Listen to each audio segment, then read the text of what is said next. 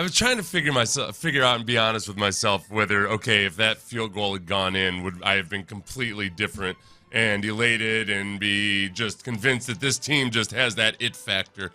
I honestly don't think I would be. I think there are a lot of things about this game that really concerned me and made me feel like, okay, ultimately I think this Texans team is a 500 team, even if they had won.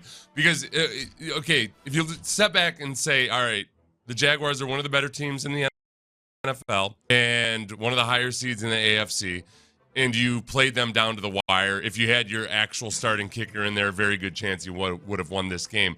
The biggest issues right now, after watching that game and getting an icky feeling all over again, are that you cannot run the football versus a good run defense. Your running backs average 2.9 yards per carry. C.J. Stroud was the best rusher you had in that game. Scrambling. Yeah.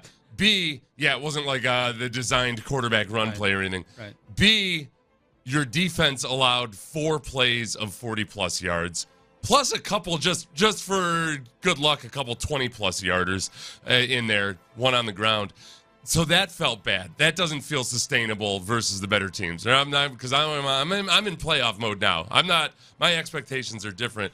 And then the overall feel I had on offense was that, man, this is why Buffalo Bills fans will yell and scream about, no, the offense is not as good as the statistics would show.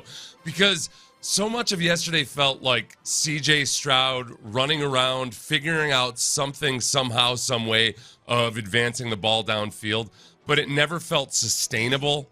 It didn't feel consistent. It felt haphazard. So I've got a really bad feel after that game because I think that they are, even though they're not as physically talented as the upper echelon teams in the AFC, I thought that they're better than that. I thought that they're much better than some of those, or that they could be. So the mental errors and breakdown, some of the lapses, I feel like if they could push through that somehow, they're a better team, but not that product that was on the field yesterday.